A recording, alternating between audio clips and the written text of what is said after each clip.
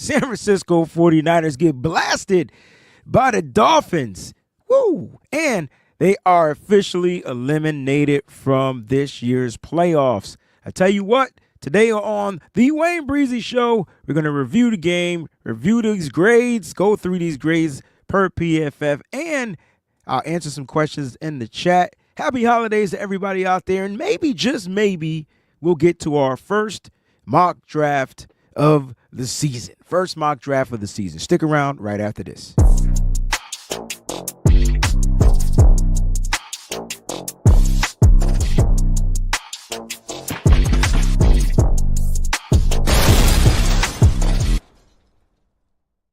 What's going on out there, 49er faithful? Welcome to the Wayne Breezy Show. Thank you so much for tuning in. I truly appreciate it. I apologize for the late start, man. The time changed today. I had to go out there and hit those streets. Had to work this morning and play at a senior citizens facility and spread some holiday cheer for those lovely people. What a fun time I had.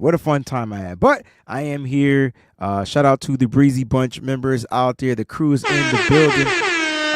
Listen, make sure you guys hit that like button, all right? And feel free to subscribe to the channel if this is your first time coming across this channel, first time watching the episode of the Wayne Breezy Show. Make sure you hit that subscribe button. Also, become a member of the Breezy Bunch crew. All you got to do is click on that join button. I'm going to be doing a special giveaway on Christmas Day. I'm going to be doing a Christmas Day show. It's going to be early, relatively early, before the first kickoff. I do promise that. So that I'm not wasting too much of your time. We're going to do a little trivia for about 30 minutes, and I'm going to be giving away some cool things. So make sure you go ahead and join and become a member, because the only way you can partake in the giveaways, all right, is if you are a member of the channel. So go ahead and do that. Shout out to everybody again that's out there. I see my brother Oscar in the building. What's going on, man? Everything is good. You know, everything is good. You started off with a question. We getting Graham or what? I got to see where Graham is falling, okay? Now, a lot of people don't want me freaking, like, I don't even want to talk about Michigan players, but I would love to get Mason Graham, you know? I think that the Niners definitely need to address the trenches when they're talking about drafting, and if you're going to get a guy in the trenches, get the kid with the motor. You know how much I like Braden Fisk last year? Well, Mason Graham is about 10 times better than Braden Fisk. And that's the defensive tackle from he plays for the Rams right now. And you saw what he did to us. So that lets you know how much I like Mason Graham. But he's a Michigan guy, so I don't even want to talk about Michigan guys, because y'all be giving me crap if they don't work out, man. Shout out to Niner Faithful. Don't Bother Me is in the building. Ronnie over on Facebook says we need to draft some offensive line players. Absolutely we do. Miss Debbie's in the building. Good day, Wayne. Blessings to everyone in the chat. Good day to you as well, Miss Debbie. Happy holidays to you and your family. Tanisha in the building. Good morning, Breezy Bunch crew. Happy holidays to you and the family. Same to you. Happy holidays. PG in the building. Salute, Breezy. Faithful chit chat. Season is officially over. On to the draft. Wishing everyone a Merry Christmas. And giveaway is Wednesday, man. Make sure you guys partake in that. You don't want to miss out. Nigel, what's going on, man? Shout out to those. Now, for those that are getting their comments posted up, this is what becoming a member is all about. You know, members, they get their stuff posted up early on the show. And so if I don't get to you, it is, you know, it's part of the membership fee package. But shout out to Carla over on Facebook, Araceli over on Facebook. I appreciate that. Ronnie, I see your question out there. What are your thoughts on Moody? Listen, I tell you what, I'm going to get to some questions toward the end of the show. I do want to kind of like recap the game just a very little bit. What a defeat that the Niners took. Man, they got beat. And, you know, watching the game, it was kind of like bittersweet. You know what I'm saying? It was bittersweet. Now, I know everybody know that the final score was, 29-17. It wasn't like that the whole game. I mean, they actually, you know, it was a turnover. The turnover led to extra touchdown for them.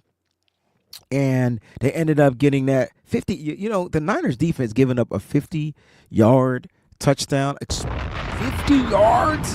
Damn. They were holding Devon H, and they were holding him. Not going to say they were keeping him from running, but they weren't allowing him to explode on the ground. And I tell you, you know what the San Francisco 49ers don't do? I'm going to tell you what the San Francisco 49ers don't do.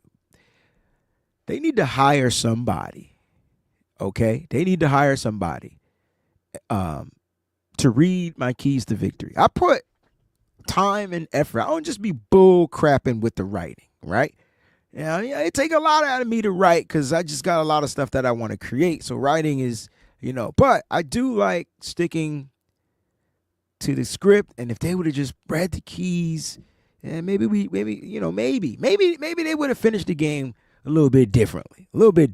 But, just recapping the game, it's just a bad game offensively. Again, 17 points from the offense, not a lot of production.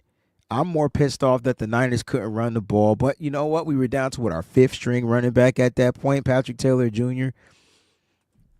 If you don't run the ball, it ain't going to work. Brock's not going to be able to Brock if the run game isn't working. And that's particularly you might as well say that's predominantly just about quarterbacks in the league that run the play action pass game. They need that run game to activate, and the Niners just can't run. They can't activate the run game. 18 carries, 81 yards. 18 carries for 81 yards. Listen, guys, let's take a quick moment. I want to congratulate the little bro, 49er Media. I want to congratulate him. All right, he wasn't able to watch the game yesterday, but everybody please stand up and give this man a round of applause. He just graduated with his BA from Arizona University. Wildcat. Wow. Right? Wildcat. So congratulations. It was good seeing you in those threads, man. It's nothing like, just success, man. I wish you nothing but success, but it was good to see you walk across that stage with your hat and all that good stuff and all the different tassels and things that you were rocking, man. Hard work's going to pay off, man. So just keep up the great work. I just wanted to congratulate you, little bro. And keep up the great work, man. Keep doing what you're doing. I know it can be stressful, but keep doing what you're doing, all right? Keep doing what you're doing. Congratulations to you. Back to the game, man. I don't know. I mean, I watched the game. I wasn't expecting the Niners to do anything to, wow us. I did expect the Niners to find a way to win the game, but, those are just my expectations. I just expect the Niners to figure it out. I don't care what anybody says. I'm going to give Debo his props, man. Debo was out there doing the daggone thing. He was literally knocking cats out, just knocking them off, man. He finished the game good. It was good to see Debo fresh, healthy, getting the ball. Nothing looked forced. A couple of plays got called back. Couple big plays got called back because of some penalties. If you want to know where the Niners really hurt themselves in this game, 11 penalties.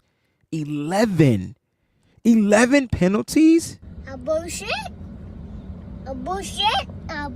I mean, at some point they gotta figure it out. At some point. But when and this is not an excuse, but when you're rocking with the 3s and 4s, and those guys aren't getting reps, you're gonna get mistakes. You're gonna get the mistakes. I think the first mistake, if I'm not mistaken, was from George Kittle, wasn't it? And I was like, no, Kittle, you can't do that. I can't remember if it was a false start or whatever, but it was on George Kittle. But anyway, the Niners just, do they look defeated to you out there? They didn't look defeated to me. They looked like they actually came out to play football. It's just the stuff didn't go in their favor. I didn't think that the Dolphins played well. I honestly don't think Tua played better than Brock Purdy. I don't think he did. What he did do was execute the game plan better than Brock Purdy. So you can give Tua that. I'm not taking anything from the Miami Dolphins. I thought Tua executed what he was asked to execute better than what Brock Purdy was asked to execute. Tua was 22 for 34. Brock Purdy was 26 for 40. Their ratings were damn near close. Brock Purdy had better stats minus the interception. He had one more touchdown and that turnover, man. That turnover was crucial. So, it's like, I don't know. It's just one of those games where you just take it, You take it. Niners, a lot of injuries in this game. I got to ask you guys about Dre Greenlaw. I want to have this conversation. I don't want to think about this. So let's talk about Dre Greenlaw's future with the 49ers, all right? Because he got injured in this game, right? He was injured in this game, and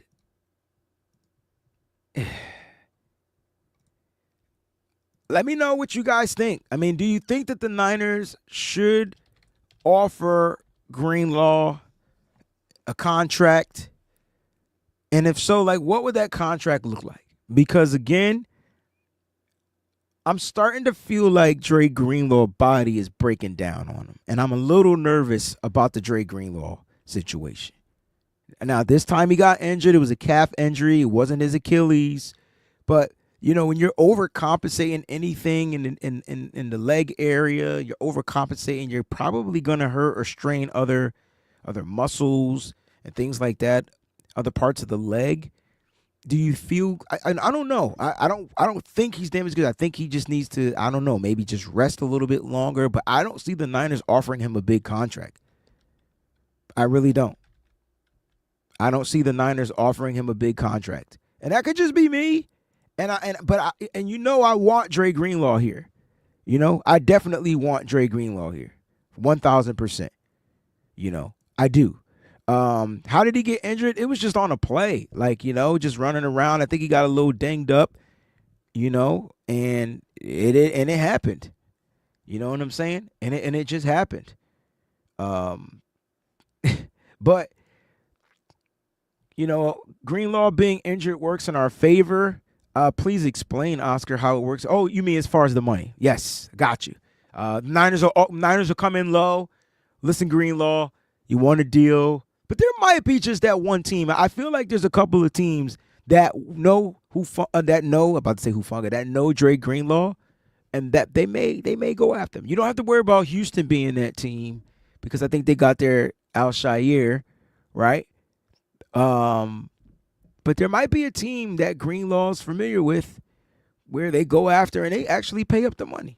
You know what I'm saying? They go out there and pay up the money. Niner Faithful says he may take a friendly deal. Hey, I just don't see that the Niners are going to offer him something like, and it sucks because it was like they already extended him, and I thought the extension that they gave him was based off of his injury status. Remember, Greenlaw missed like the majority of a season, like what was it, in 2020, 22, 21, 23. One of them seasons he missed like almost every game. He came back in a game he was flying around the football field. I don't get it twisted. Dre Greenlaw is a menace on the football field. The question is, if the Niners offer him big money and he's not available, that's going to be a problem for the Niners. And you already see that without Greenlaw, this defense plays with a different energy. There's no connection. It's just weird. It's a weird vibe. Did love what I saw from D. Winters out there on the football field. I would put that out there. Also, Demetrius Flanagan-Fowles had a pretty decent game, in my opinion. Made a couple of plays. Had a PBU, almost an interception. You know, Araceli Greenlaw needs to rest more. I'm not worried about him not coming back stronger next year. Listen, I'm with you. I agree with this 1,000%. The question is, how much you willing to pay for this? And I think that's where it's going to come down to, you know, how much are you willing to pay for it? He didn't get contacted on the play. He got injured on a play where he was moving and flying around. So it wasn't like he just walked on the field and hurt himself again. No, you're right. You know, you're right. So it wasn't just that. He does have some hops. He does have some hops. But listen, and this is what I'm worried about. Ronnie says Breezy, is Dre injury prone, and that's what I'm a little nervous, because he's been dealing with a lot of different injuries. And to Nigel's point, I see that D. Winters got hurt yesterday as well. He's been hurt all season. He hasn't been able to get his body right. I just don't think they're going to give Dre Greenlaw the money. And he wants to get paid. But I think when it comes to the San Francisco 49ers, they're going to have to figure out what he's done. His agent's going to have to figure out his worth, what he's done, all that good stuff. They're going to look at the market, and they got to hope, the Niners got to hope that there's not a team that's willing to overpay. Because if the Niners come in lowballing, which they do, if the Niners come in lowballing, Dre Greenlaw there's a possibility he won't be a 49er next year. You know what I'm saying? It's just a small possibility. Now, that's not what I want, so don't nobody go out there and put words that I didn't say. I'm not saying that I don't want Dre Greenlaw. I want him as a 49er. I want him to retire as a 49er. I want him to finish out his career as a 49er. I want him to be in the 49ers Hall of Fame. I just hope that the Niners and Greenlaw's representation can work out common ground and figure it out. Maybe Dre Greenlaw does take a team-friendly deal, but he'll be going into year, 6?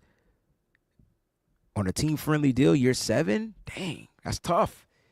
That's tough. This is what I'm talking about. Niner faithful. I said that there's teams out there. Now, I know they got Bobby Wagner, but he's getting a little older. He hasn't slowed down much. But it could be interesting to see what the Niners do with Dre Greenlaw. They may believe that D. Winters is the future if he's healthy. Tough, man. Tough. Now, if Greenlaw didn't get dinged up or injured in this game to where and you got to remember, this was on the first defensive series, right? He doesn't return for the remainder of the game. You already knew it was going to be a little different out there on the defensive side of the football. But I thought that the Niners defense held their own. The only time I felt like the Niners got, taken advantage of was when the Miami Dolphins forced some mismatches. Tyreek Hill on Fred Warner. What you thought? Tyreek wasn't going to beat Fred Warner? I mean, I love Fred Warner. Ain't no way Fred Warner was keeping up with Tyreek Hill. But you get what I'm saying. You put a wide receiver like Tyreek Hill on a linebacker, that Tyreek Hill better win, And again, the Niners defense in this game, in my opinion, did a pretty decent job limiting explosive plays, especially in the passing game. They got gashed up for the 50 in the fourth quarter, but I thought in the air they only gave up 381 yards total offense. You know what I'm saying? 381. In the air they gave up 215. That's a little bit more than what the Niners usually give up on average. But I don't think they gave up too many explosive plays. They didn't.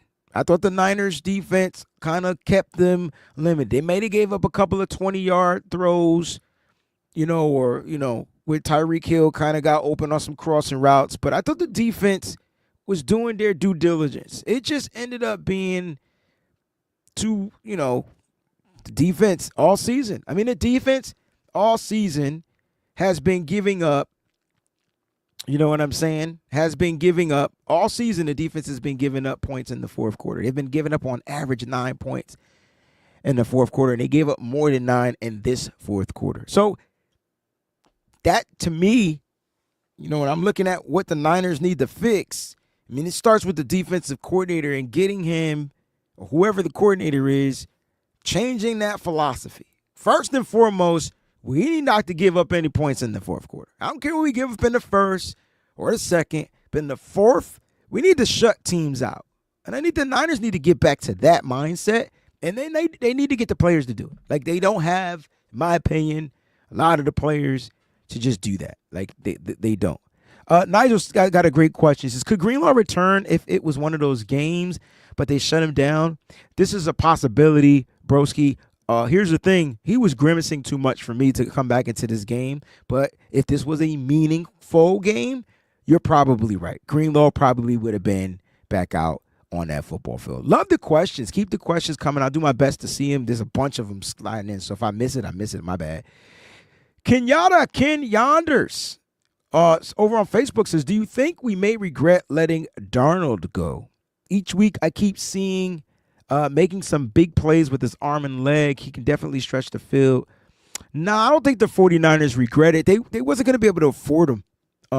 He did the year here, and the Niners didn't want to pay that type of money for a backup quarterback. That's why they're in the situation that they're in now. They were able to get Josh Dobbs, which I thought was a good pickup, but he's been the emergency quarterback pretty much all season long, except for, 2 weeks maybe out of the season. So I don't think they regret it. Maybe in hindsight, they probably like, oh, man, we kept the wrong guy. But I think the Niners are all in on Brock. I really do. I think when it comes to Brock Purdy, the San Francisco 49ers know that they got to address some things so that he can perform his best. He could perform his best. And when you look at this game, the injury to Jalen Moore was literally like, and you know what? I'm not even trying to take a shot because I don't think that, in my opinion, I don't think that Spencer Burford was that bad in this game.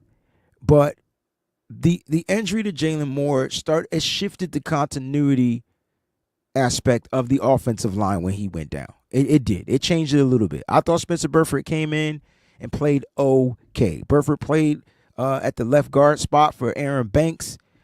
Nick Zakelj came and played as well. We just had guys that just aren't used to playing out there. You know what I'm saying? So it was what it was. The team gave up 16 total pressures. They gave up 3 sacks.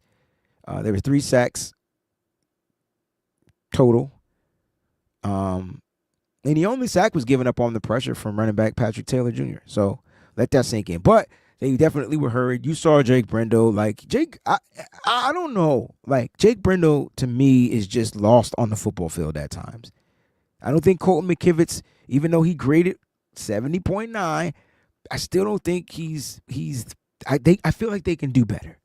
I feel like the 49ers can do better on the offensive front. So I think that's where they got to figure out. That's what they got to figure out. I think the 49ers are all in on Brock, and maybe, just maybe, this is my thing. It's just maybe, and I'm not saying that Sam Darnold isn't better than Brock Purdy. He is this season, but just maybe they get Brock Purdy an offensive line. Maybe they say, all right, we got our quarterback. Let's start building the line. Maybe. It's just me. It's just my thought. I could be wrong. Just my thought. Now, Brock is limited, though. Brock is limited. We know he's limited. And you know what's confusing me about Brock? I thought Brock Purdy played a pretty decent game. I did. I thought Brock Purdy played pretty decent. I thought the interception was probably his worst read all season long. He got a pass last week because the coach gave him a pass last week, and they better not give him a pass this week because of the pressure, because that ball was thrown before Calais Campbell smacked him. It was thrown before big Calais Campbell came after Brock. So don't miss me with that. Brock even talked about the pressure. Bro, don't blame the offensive line on that badass read. That was a bad read. Maybe the pressure affected your throw, but you definitely had a check down guy. I just feel like, sometimes you got to just, most of the time, just take what the defense is giving you. You live to the next play. I feel like Brock has been gambling a lot this season. Sometimes he's been hitting. Sometimes he's taking advantage of. Does Brock have I think Brock has 10 interceptions on the year. 10 interceptions. Is it 17 touchdowns now from Brock Purdy? Because I think he had 15 coming into this game. It's just a lot. He's got to check that ball down, regardless of how bad Patrick Taylor was. Patrick Taylor was the worst. Patrick Taylor was the worst check down back I've ever seen in Kyle Shanahan's system. Now I see why Patrick Taylor wasn't getting the reps. I couldn't figure it out. And he wasn't great at pass protection either. You know what I mean? So, overall, I don't think Brock had a terrible game. He just, in the moment, he just failed. Failed the test in the moment. 313 yards for Brock Purdy, 2 touchdowns. That interception killed him. And not only did it kill him, it killed the momentum of the 49ers, because remember, they had over 2 minutes, down by 5. See the swing? Do y'all see the swing? 2 minutes, down by 5. Oh, shoot, over 2 minutes, down by 5, over 2 minutes. Oh, shoot, Niners got an opportunity to run this clock out, get a touchdown. And they were moving. The Miami defense wasn't really doing a thing to the 49ers offense. I didn't think so. That the Niners were able to move the ball when they needed to. Took them a minute to get into a rhythm to get started, but they were doing this without successfully even running the ball. They were able to move. So, yeah, it's tough. It's tough. But that interception, man, the timing of the interception was crucial. Crucial. And I just really think that, Brock not trusting the checkdowns, He's gotta deliver it, man. You just, Brock. I would if Brock get the ball out to your check down, and whatever happens after that happens. But at least you gave him an opportunity.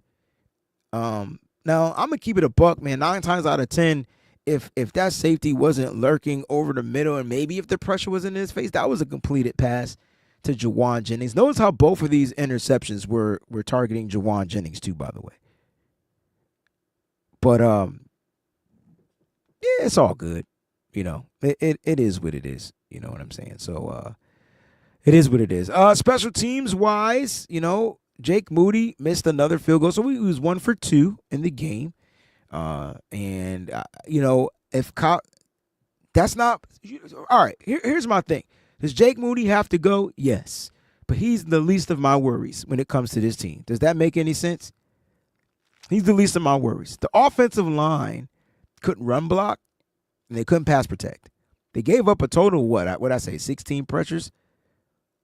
And so, for me, I need the Niners to definitely start with the trenches. What they choose to do, I think the Niners are going to bring Moody back one more year.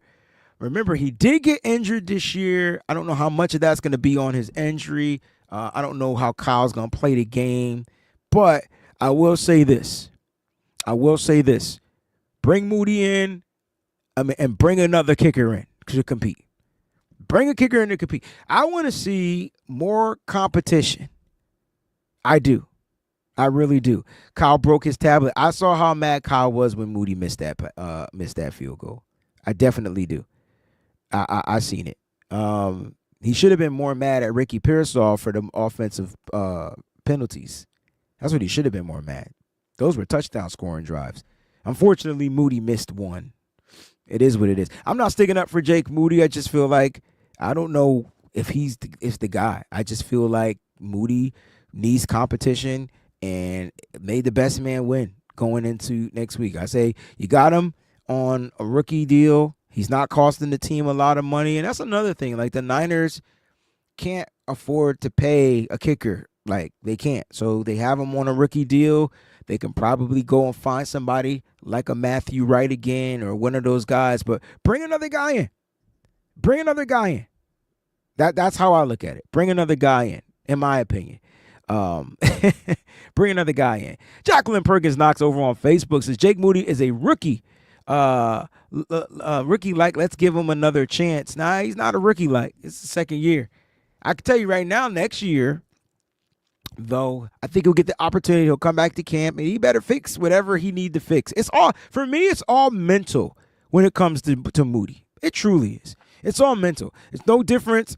Debo dropping a pass because he's trying to look up the field before he catches the ball. It's all the same.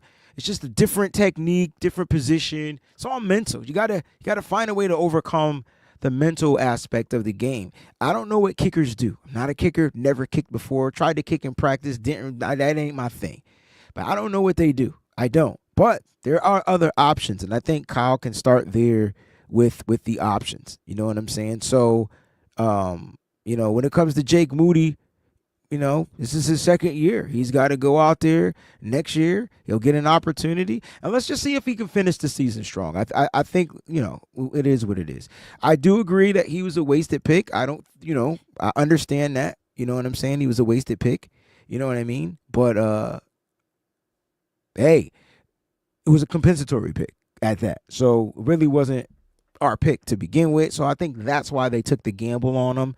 And I think they'll go ahead and make their due diligence. Let's not act like Kyle Shanahan don't move on from third-round picks.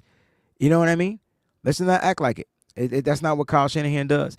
He knows how to get those picks, you know what I'm saying, and things like that. You know what I mean? But, yeah, But he is on his rookie deal, and let's just see what he does. Let's just see what he does. He's on his rookie contract. I think Kyle brings him back. Unfortunately, and that's what I'm saying. You when it's a comp pick, it is what it is. What you get, you get. Now I seen this too. I seen it. Terradome, what's going on, baby? I seen this too. I didn't want to say nothing, but I didn't see not one 49er fan mention that Anders Carlson, not only did he miss a field goal for the Jets, he also missed the extra point for the Jets as well. And that he was kicking for the Niners. Kicker, I don't know why kickers miss. I don't get it. I don't know if it has to do with the snap. I don't know if it has to do with the place holding. I don't know.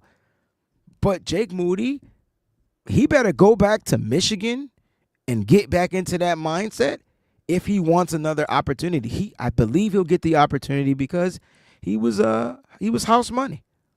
He was house money. You know what I mean?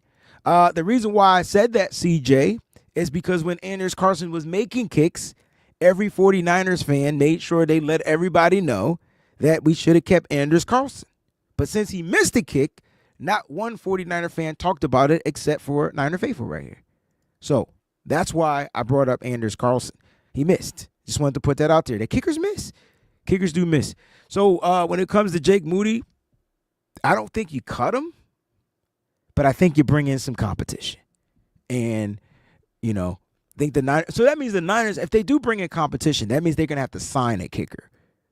The question is, who are they going to pay for kicking? They don't want to spend their money there. And I think that's what's going on with the Niners. I think that's why they're dealing. I think that's why Jake Moody is still here. They don't want to put money, unless they have to, injury, things like that, into the kicking position. I know we should have just kept Robbie Gould. I understand he was going to cost us a penny and anything like that. You know what I'm saying? But it is what it is. He missed another kick. So what do we do? Kickers are missing all season long. I think he's still better. He has a better kicking percentage, if I'm not mistaken, than Justin Tucker. I could be wrong, but that's crazy, right? Like the best kicker in the league is struggling this year. So just overall in this game, like things just weren't really going in the Niners' favor. And they just couldn't figure out offensively how to really get going. They had that, touchdown. Shout out to Eric Saubert for catching his first 49ers touchdown of the season. Let's give him a round of applause, man, just because I needed that to be the Kittle, but nobody gives a fuck about my fantasy teams. Kittle was the leading receiver in the game, had over 100 yards. But shout out to Eric Saubert, man. That scoring in the red zone. I don't know why we haven't been doing that all season long. I don't get it. I don't understand why we just couldn't run those type of plays all season. And remember the first game, didn't we run it in with Deebo Samuel? Was that against the Jets? Didn't he have the rushing touchdown? Like all of those, when we got to the goal line, all of that got gone. Like we didn't do none of that. None of that stuff was there anymore. Like we just took it out of the playbook. I couldn't figure it out. I just can't wait to the season's over so we could really fully evaluate this team. But, when it comes to this team, this was just an awkward season. This was just an awkward season. You know what I mean? Very awkward.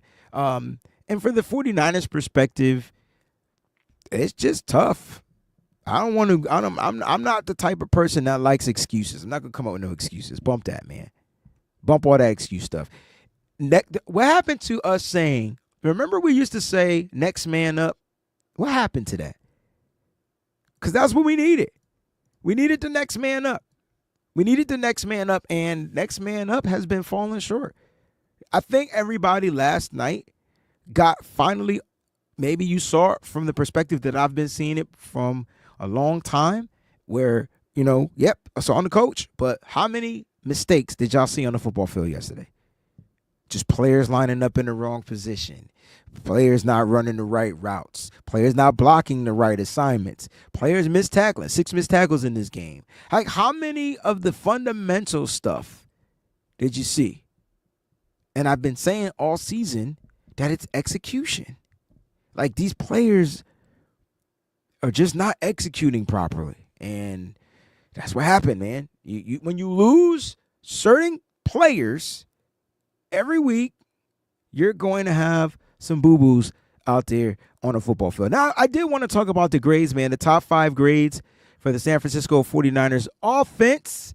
All right, top 5 grades for the offense. Deebo Samuel was number 1 with the 89.4. He played a total of 53 snaps. And he finished with an 89.4. Eric Saubert was number 2 with an 81.3. George Kittle was 3 with an 80.3. Brock Purdy was 4 with a 71.5. That's why I'm saying I thought Brock Purdy played well. That interception, I think, it killed him. Dominic Pooney, number 5 with a 69.5. So those are your top 5.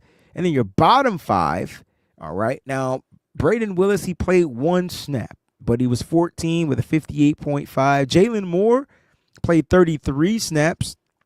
He did leave the game with an injury. He had a 53.5. Jacob Cowing, he played 10 snaps. All right, total of 10 snaps. He had a 53.4. Jake Brendel, 64 snaps, man. It's 48.7. Your starting center is is second to the bottom on this list. There's the motherfreaking problem. That's the problem. And then Patrick Taylor, 51 snaps, 45.4. He was 18th. When you have a center in this offense, it's the most important position in this offense. Chris Forrester needs to go to Kyle Shanahan. I don't know who this is on. So I don't know if this is Forrester's fault, but I mean, you can't turn every stone into a diamond, right? So if Chris Forrester is given a Jake Brendel, he's going to try to make the best of the situation.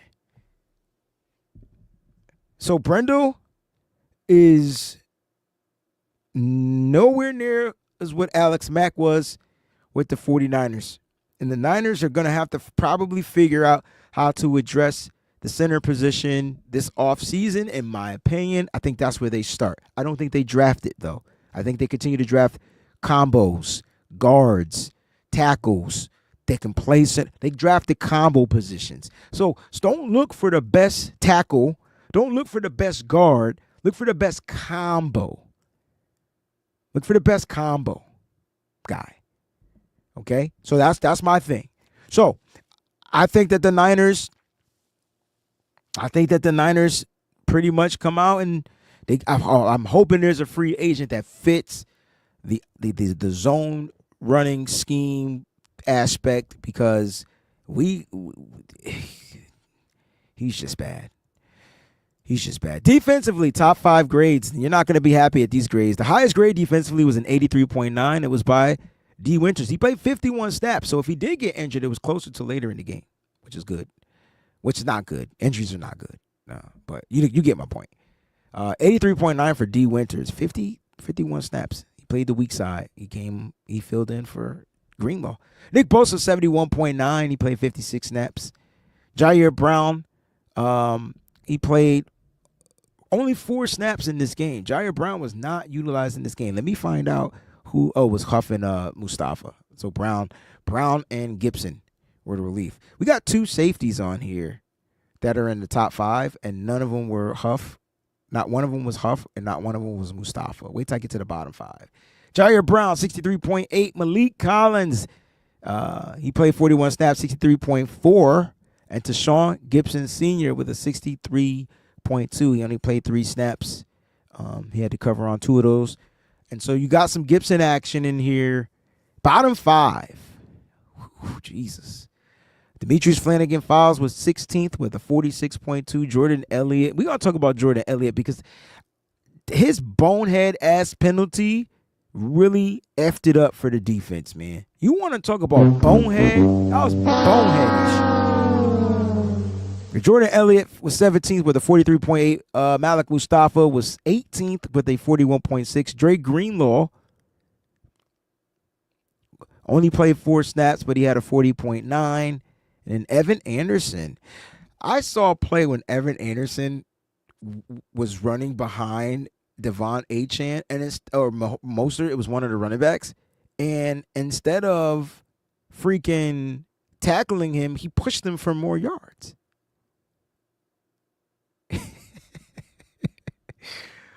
Like, that junk was crazy. Like, I'm like, dang. So he pushed him for more yards. I'm like, bro. That moment right there, I knew he was gonna have a bad game. I knew the speed was too much for him. Speed up front was too much for him. So look, the Niners just literally, they got outed. They got outed in Miami. I thought the weather was going to be good. I thought Brock again played well, but they couldn't run the ball. Couldn't run the ball. Play actions wasn't really utilized, and it is what it is.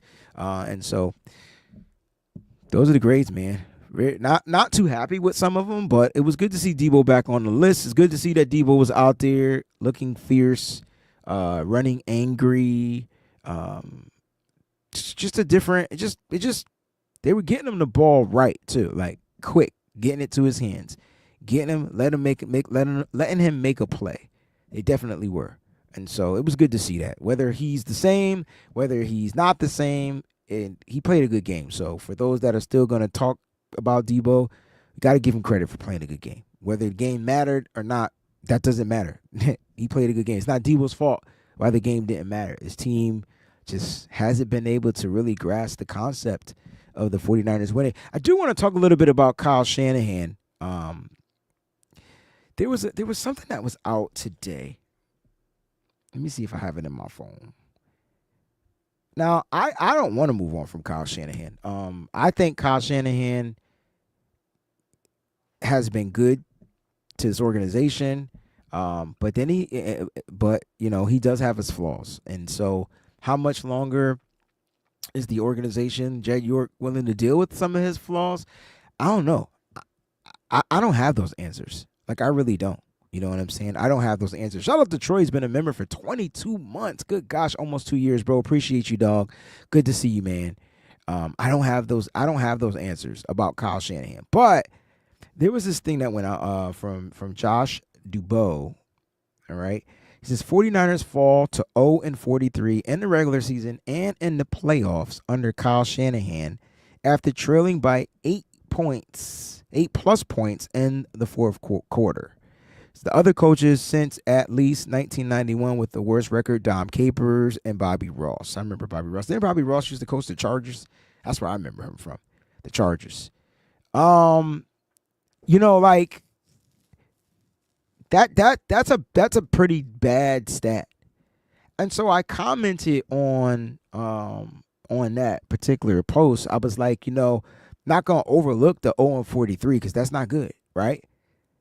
But my take was I don't think the team is built for that. Like, Kyle is a winning coach when his team, has a successful lead. You know what I'm saying? And so I think the way that this team is built was built to get leads, dominate, and allow the defense to kind of like hold off. But we're seeing a different team. We're seeing a different league. I think the teams are changing as far as how they're drafting, how they're building their rosters. And this is why I say that Kyle's going to have to figure out. He doesn't have to reinvent himself. I think that's the wrong terminology. But he definitely has to go back and check and balance some things, right? What worked? This worked. This worked. This worked. What didn't work? This, and this. He doesn't have to reinvent himself. He just needs to go out there and, I kind of want to see what Kyle would be like, though, with his arsenal. And it's always like this person's missing, this person's out, this person's out. And when you look at the overall, picture of Kyle Shanahan's offense, let me read you the names of these offensive players, and just off the PFF list that played in this game: Deebo Samuel, Eric Sobert, George Kittle, Brock Purdy, Dominic Pooney, Colton McKivitz, Kyle Juszczyk, Chris Conley, Ricky Pearsall, Juwan Jennings, Spencer Burford, Nick Zakelj, Aaron Banks. He got injured in the game as well. Braden Willis, Jalen Moore, Jacob Cowing, Jake Brendo, Patrick Taylor. Like, you're missing a lot of key names here. A lot of them. Now, I'm not sure how much better they would play in this particular season if those guys were out here. But if they were healthy, we all got to agree. If this team was healthy, like Kyle Shanahan, we wouldn't be in this situation. I don't think we'll be in this situation. We would have this conversation if we got back to the Super Bowl. We happened to lose again after winning, after, being up for sure. But just over the regular season period, I don't know what Kyle was supposed to do. Like, I couldn't get Debo wasn't right for the majority of the season. Eric Sauber, I didn't even know he's still on the team. George Kittle's been the only bright spot on this team in the receiving game, along with Juwan Jennings. Pooney's been the most consistent, best offensive lineman of all season. Purdy's been up and down. Colton McKivitz is booty. Kyle Juszczyk, he just juice. Chris Conley, booty. Ricky Pearsall, booty. Jawan Jennings, great. Spencer Burford, all right, he came in, he had to fill in. That's a third or fourth stringer, right? Nick Sakel, fourth stringer. Aaron Banks, booty. Braden Willis, booty. Jalen Moore filled in really well for Trent Williams being out, but now he's injured. Jacob Collin can't really get in and crack the lineup because there's probably things he just can't do properly. Jake Brendel, no comment. And then Patrick Taylor, fifth string running back. It's crazy. It's crazy. It's crazy. I named all those names, and we're missing really key names. So let's just say we get back these guys. We know Brandon Ayuk's probably not going to come back for a minute. So you're not going to get him back to December, and you're hoping that Ricky Pearsall can take a leap upwards, right? Trending going up. Ricky Pearsall's going to have to come out and have a great second season. And I think with the training camp, he will. You got to remember, he missed it. He got shot. A lot of crazy stuff happened to this organization, man. This was a crazy whirlwind of a season. Crazy whirlwind of a season, in my opinion. I see Peachy says Trent probably is going to retire. Possibility? We'll never know. Jack says this season has been off, period, from the beginning. Like, let's talk about it, right? Season been off. The moment Christian McCaffrey had an Achilles injury that we all thought, what did Kyle Shanahan call it at first? Was it a calf strain? What was the injury first before it became the Achilles tendonitis? Wasn't it a calf strain? Hint why Dre Greenlaw didn't return back into this game. Calf. I don't know if everybody caught on to that. Thank you, Shante. I think I said your name right. Tart. It was a calf strain. It went from that to Achilles tendonitis, not in one Achilles, but in both Achilles. Right then, I knew this junk was off. Right, Jax? Like it was going to be off. Right from that moment, where the information got misconstrued, misinterpreted, misdirected, whatever. It was just a miss. I'm like, all right, well, we got Jordan Mason. Let's see what Mason can do. Mason comes out, he's balling, and then we don't use him right. Then we stop using him. But bro's leading the league in rushing. And before I don't know. It was just weird. It's a weird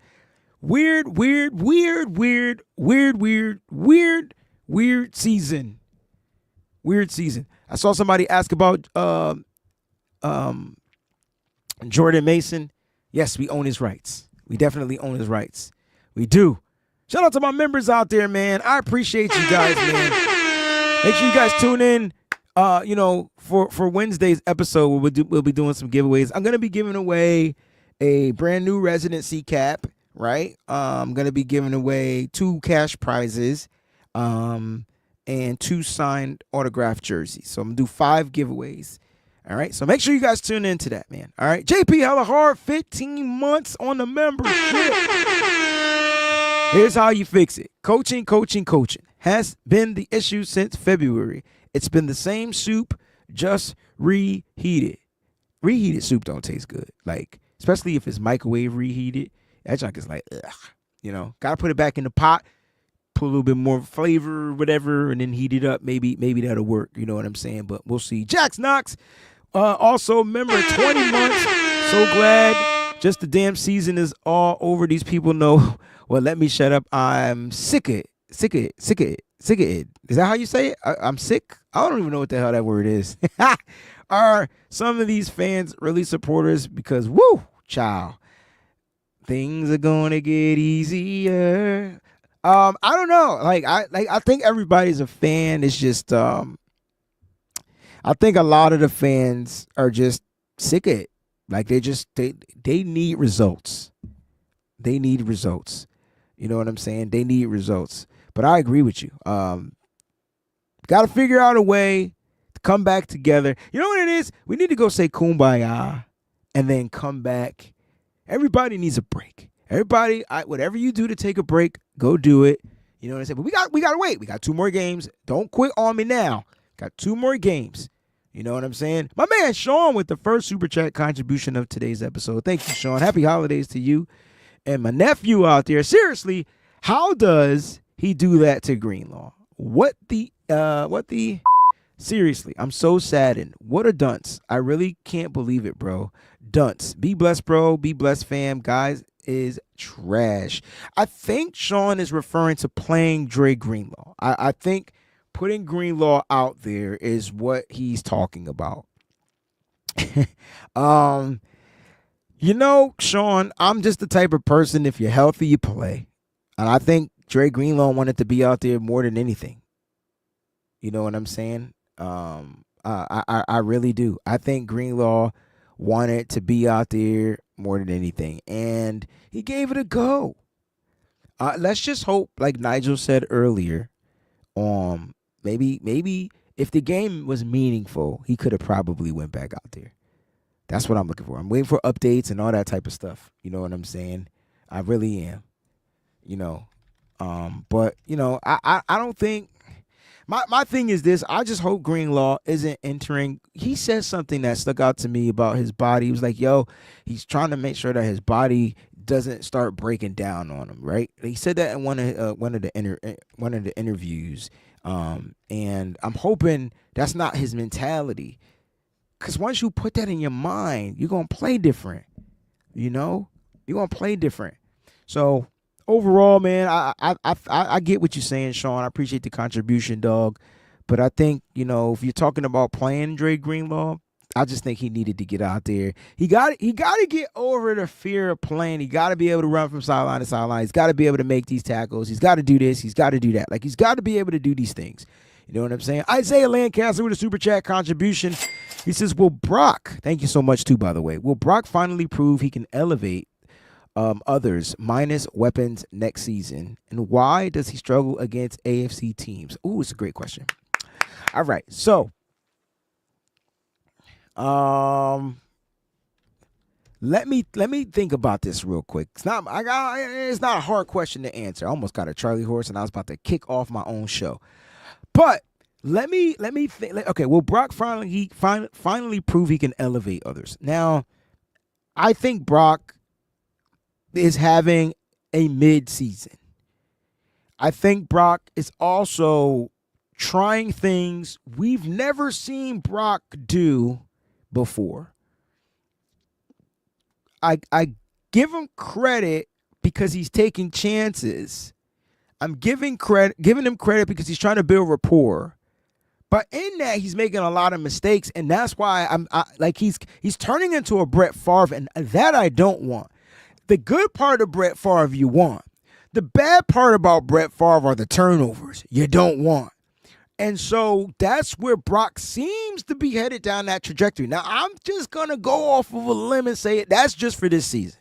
I think the timing of Kyle's system is so ridiculously complicated that Brock BA, that's the number one clock.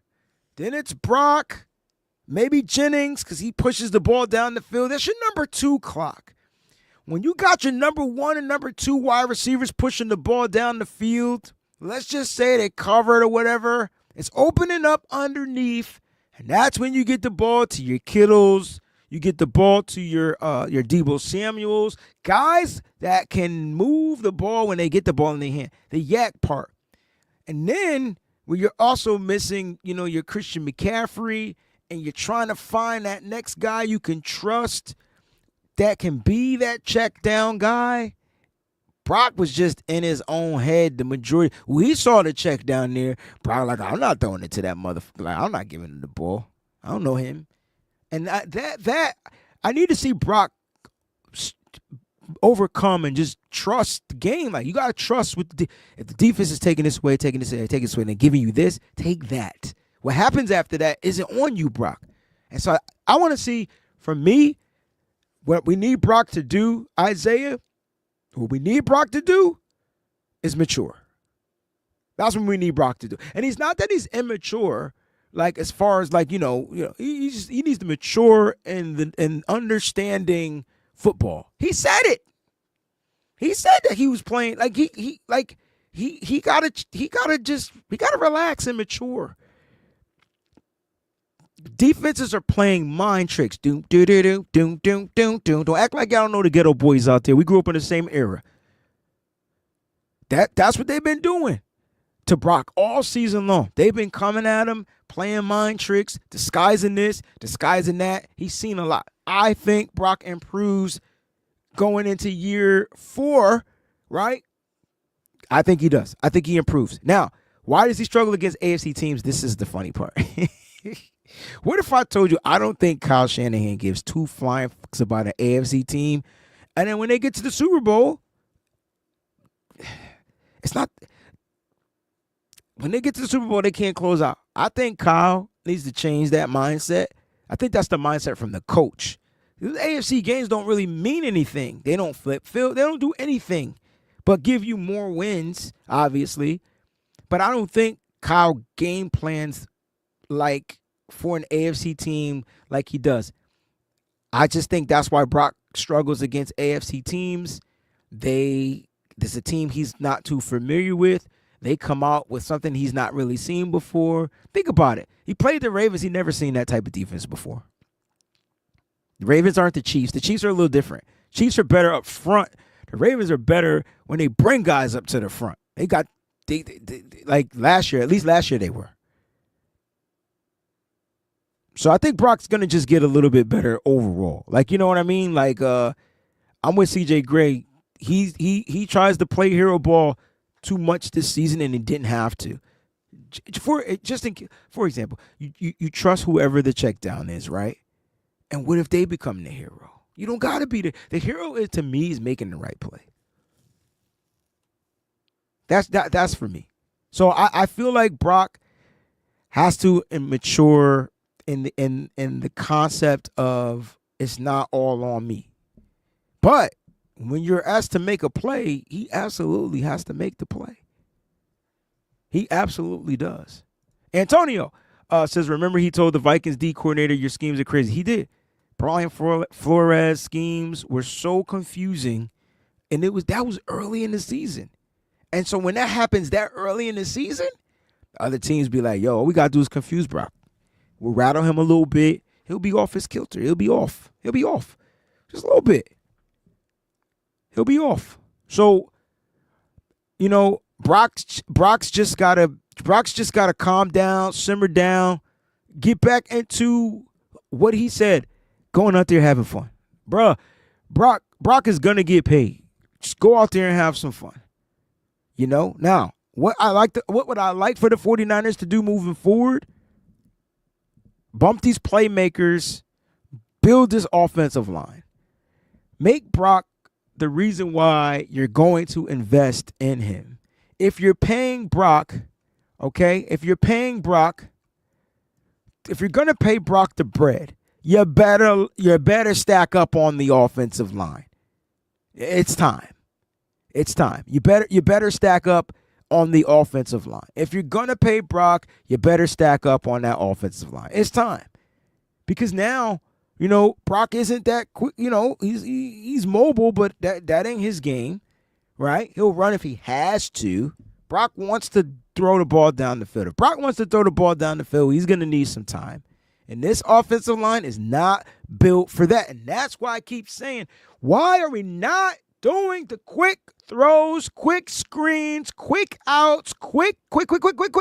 Why? Why are we dialing up down the field? Oh, I know. Because they're show man coverage, then they play zone, and next thing you know, they confuse Brock, and Brock's like, oh, shoot. That's why. So the Niners got to figure that out. They need to get back into Kyle Shanahan's timing football, but I think they do that when they get their players back. I do. They get some of their guys back. But even when they get those guys back, Kyle Shanahan has to say, let's address the trenches on both sides. I don't care if the first 8 picks are offensive and defensive linemen. We don't need nothing else. I mean, we need a ball hawk safety, but you can find a ball hawk safety. You find a safety that just can get interceptions. You can find one probably in the 5th round, 4th round, 3rd round. Probably. That's all you need them for. You got guys that can play in the box. Malik Mustafa could play in the box. Jair Brown could play in the box. Are you going to bring Hufanga back? Draft another corner. Find another guy like Renardo Green. Find another guy. Or focus on the nickelback position. That way, Demo can play outside. Stop making this man play both. Stop taxing him. Stop finding all these players with versatility and overworking them. Then we be mad the players be injured by freaking game 2. Oh, because he had to play special teams. He had to play nickel. He had to play corner. He had to play quarterback. He had to kick. He had to punt. He had to do all this stuff. Bro, it's one man. This is not high school football. Now, I'm all for versatility. God forbid a player goes down, he kind of fell in. But the Niners need to really start focusing on these positions, and they need to get better. They need to get better. I love Isaac Guerrero. Y'all know I love Isaac Guerrero. I wouldn't be surprised if they draft another running back. Why? Because can Isaac Guerrero stay healthy? You got Jordan Mason on a restricted free agent contract. You're going to probably place a tender on him 2nd round, meaning you'll get him for another year for dirt cheap. Niners know what they're doing. Elijah Mitchell last year didn't even count. This cat's going to be back. If he's healthy, you got another running back in the stable, God forbid. But they just got to get better. They just got to get better. And it's going to start up front. It's going to start up front. It really is. It truly is. Now, I did say I wanted to do a quick mock draft with you guys, and then we'll get out of here. Does any running back stay up? No. You know why? You want to know why? Because the offensive line sucks. That's why. Every time the ball is hiked, it's 3 defenders in the backfield. Every time they try to get outside, it's filled with defenders. There's no more holes. They can't run the ball. Offensive line has not been the same. I hate to say this. I can't believe I'm about to say this. Rick, what's going on, Rick? The offensive line has not ran the ball the same. I know they had a great season last year. But a lot of that was on Christian McCaffrey. And where is he? Injured. I feel like the offensive line has not run the ball the way we like us to run the ball since since Mike McGlinchey's departure. I'm just keeping it a buck. Mike McGlinchey was probably the best run blocking offensive lineman we've had in Kyle Shanahan's tenure. And I don't like Mike McGlinchey. I think he's a bad offensive lineman. When it comes to pass blocking, he's terrible. I was tired of watching him get put on his ass. I was. But man, outside zone, motherfucker was down the field. Motherfucker was running a 1-3 split. It's probably slower than that, but you know what I'm saying. He was down the field. So let's see what happens. Like Dominic Pooney, but run game. I think about the run.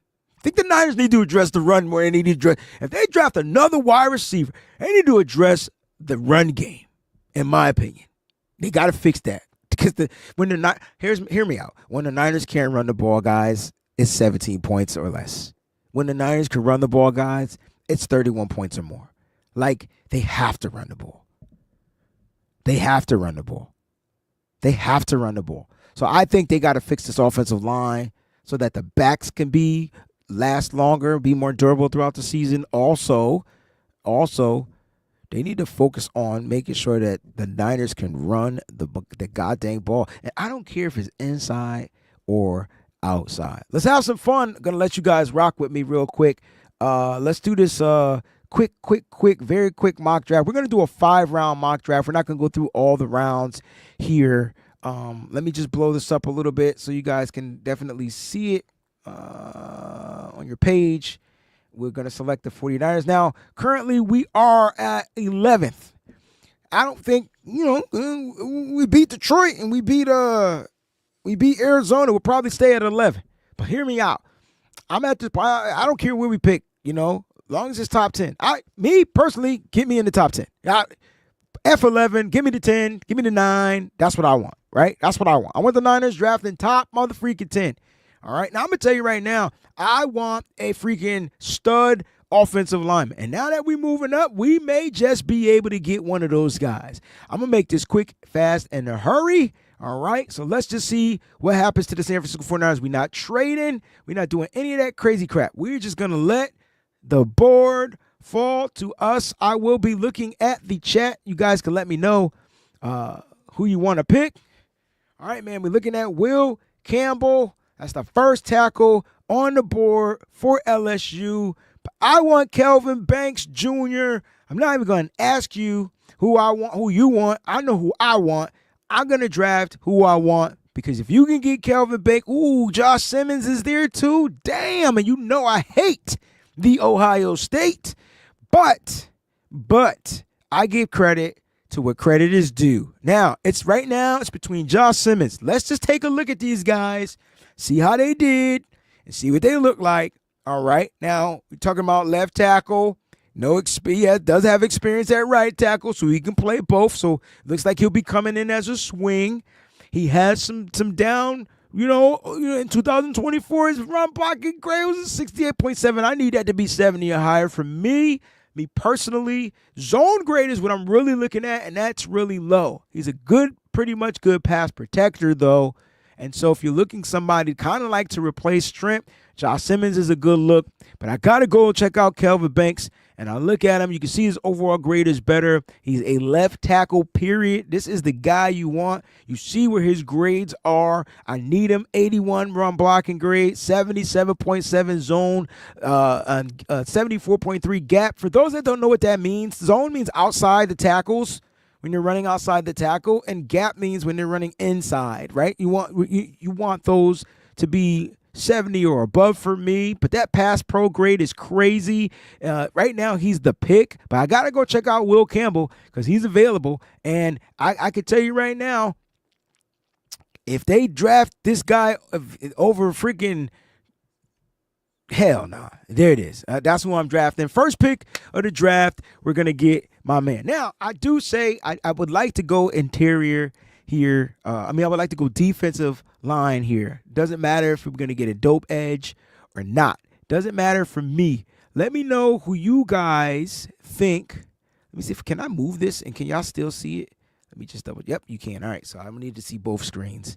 All right, so I got me. Corey wanted to go with the LSU guy. Niner favorite. We're the Michigan players. I think, let's see who went in this draft. Let's see, full draft. I want to see Mason Graham went 5. If check this out. Mason Graham got drafted. If Mason Graham goes to the Cleveland Browns, man, they defensive front, golly, that's crazy. All right. So those were your top 10. Shador Sanders went 1 to the Giants. Oh, wow. Boom, Travis Hunter went to the Jags. Can you imagine Travis Hunter on the Jags? Mason Graham. Genty. Genty went to the freaking, he the best running back in this draft. Somebody asked me about Ashton Genty as well. Best running back in the draft, hands down. But he went to the Jets. I don't know why they would draft another Jet. Will Johnson, cornerback from Michigan. He's going to go high in the draft. He went to Chicago. That's a good fit for him. Kelvin Banks is the pick. Will Campbell went to the Dolphins. Look, I told you we needed to go tackle. That's why I like watching the whole thing. All right, and you can see some of these other guys that went. Colston Loveland went. It's going to be some Michigan guys that are going to get picked up. All right, man, we're on to the second round right now. We got picks 43 in round 2, and then we got a slew of third-round picks. So I'm excited. Let's check out this dude from Mississippi. I'm looking at the edge. First thing I want to look at is his weight, right? I want to look at this dude's weight. It's 255. I like the size. 255 is pretty cool for me. When I'm looking at his weight, overall grade, he had a 90.8. Let's just see. He's good at stopping the run. He's good at pass rushing. That's what's most important. But can he set the edge? And it says yes. I actually like this kid, actually. And he lines up outside the tackle. Ooh, I like him a lot, actually. He has 11 sacks on last year. He's hurried 24, doesn't have any batted down passes throughout his career, collegiate career, but you can see he got better every season, right? He got better every season. So I like him, but I think we need to address the edge, man. Leonard Floyd's getting a little old, long in the tooth. You know what I mean? He's getting a little long in the tooth. All right, so let's check out my man Omar from Tennessee. Any Vol fans out there? Any Vol fans? Good in pass rush. He's not good against the run. So you're going to get a rushing defensive tackle. What do the Niners struggle with? Stopping the freaking run. Oh, the kid from, where is he? I thought I just saw him. Edge rusher from South Carolina. There he is. Kyle Kennard. Another kid that I like.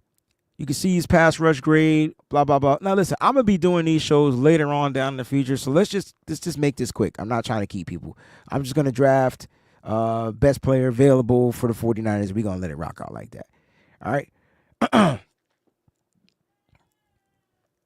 Safety is a position. If we're getting a free safety, I have to watch Ohio State play football because they're my rivals.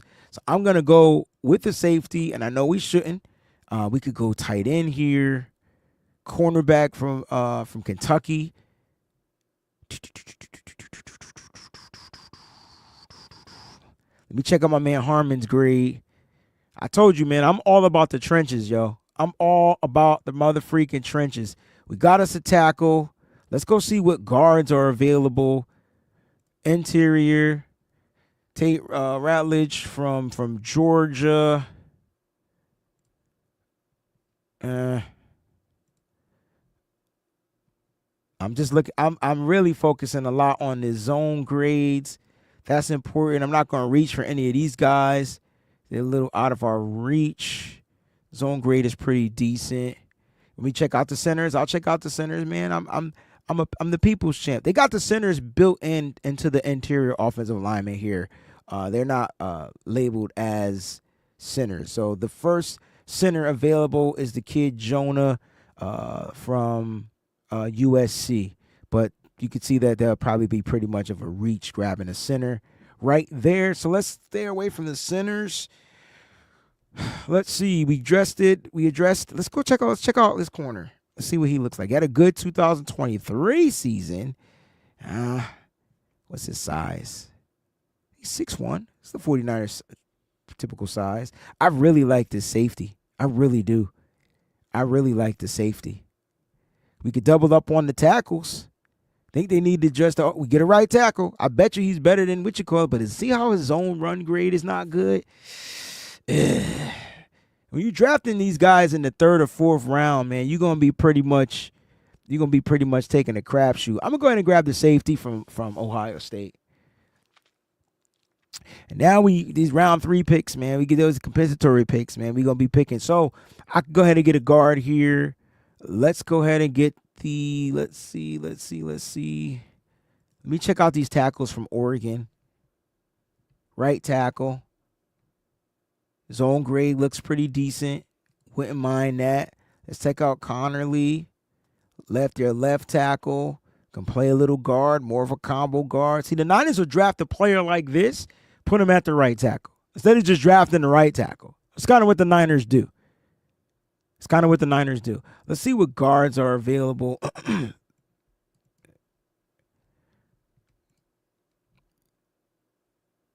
This is our guy. Let's get this kid. Boom. Got our needs down. Now we can have some fun. You know what I mean? Now you can have some fun. Right? Still got, 2 picks? One more pick in the third. You got a pick in, we're in round 4 now. So we got round 4 and then 2 fifth-round picks, right? 147, 173. Let's check it out. So we're in round 4. All right. We already addressed we got a tackle, we got an edge, we got a safety, we got a guard. So we're already better up front. I'm telling you right now, it's an all-pro rookie offensive line right now. Man, I can tell you that right now. I wouldn't mind going with this kid, Josh Connerly, but I do want to see what tight ends are available. I don't think they're hitting nail on the tight end position. Jackson Halls is there from Georgia Tech. I like him.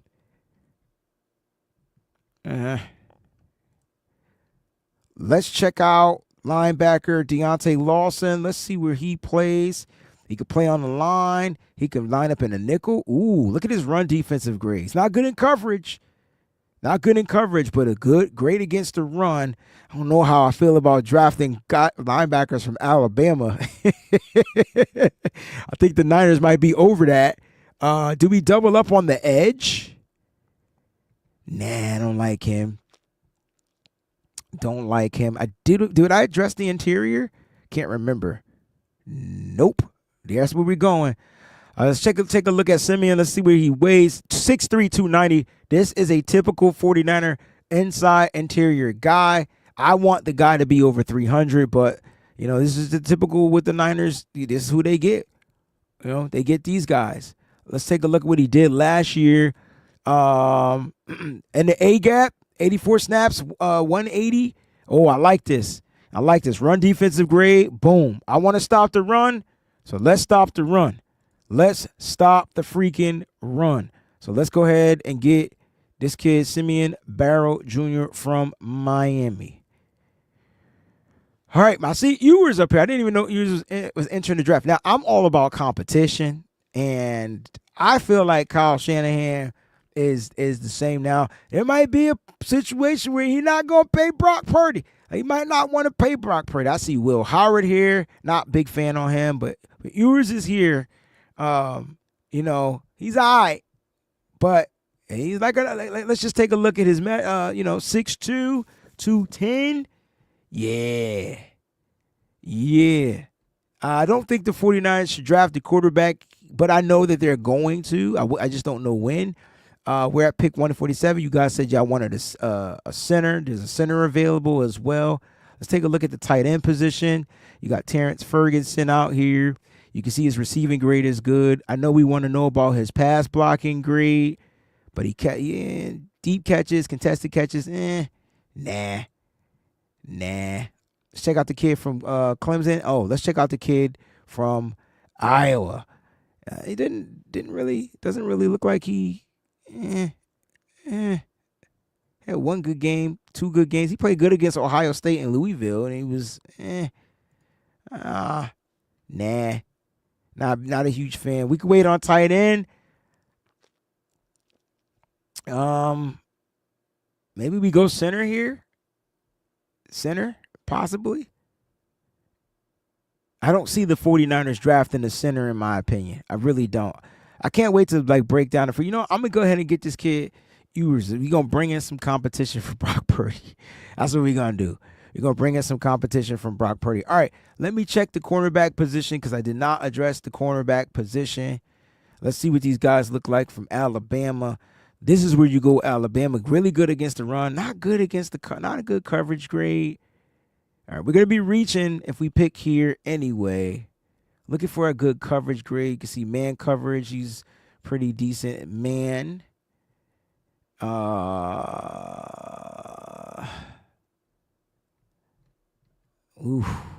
Should have addressed the corner a long time ago.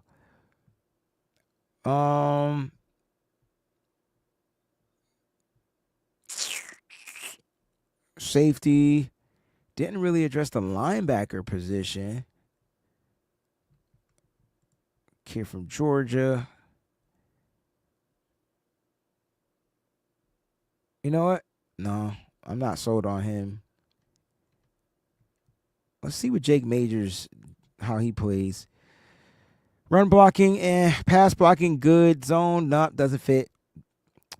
Doesn't really fit the Niners.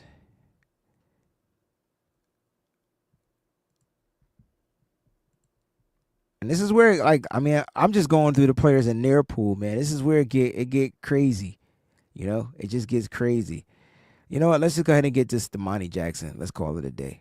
Grade should be pretty low, but I think we started off decent. I think we got Kelvin Banks. You can see the grade, the overall grade right here. Got Kelvin Banks. Finished with an overall B+. Not bad. They like the quarterback spot, too. Got low on that defensive interior guy. You know what I mean? But it is what it is. I kind of liked it. So let me go ahead and download this image. I got it, man. Listen, I appreciate you guys. Happy holidays to everybody out there. Thank y'all so much for tuning in. I truly appreciate you. Don't forget to become a member of the Breezy Bunch crew. All right, we're going to be doing a special giveaway episode on Christmas Day. All right, so make sure that your alerts are set to on, because I'm not going to tell you when I'm going live. And the chat will only be for members only. You can still participate in the chat. You can be in the chat, but you won't be able to chat. It will only be for members only. It's going to be fun.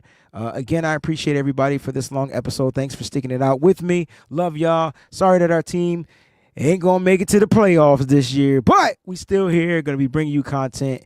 And until then, guys, keep it faithful to the Bay. Peace.